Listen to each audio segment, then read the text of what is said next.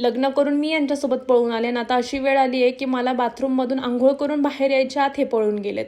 झालं असं की त्यांना एक ताट किचनमध्ये ठेवायला लावलं फक्त, तर त्यांनी एवढा पसारा केला. डायरेक्ट किचनमध्ये ताट ठेवलं आणि त्याच्यावर पाणी सोडून दिलं. पूर्ण बेसिंग जाम झालं.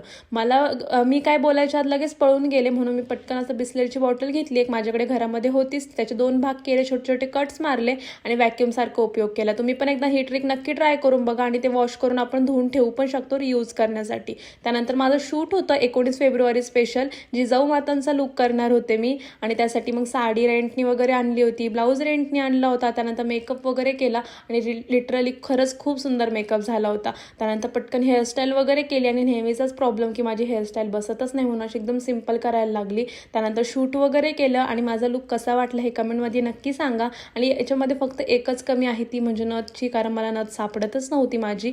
त्यानंतर घरी आल्यावर छान मेकअप वगैरे रिमूव्ह केला, घर आवरून घेतलं आणि असा होता माझा आजचा दिवस. Bye bye.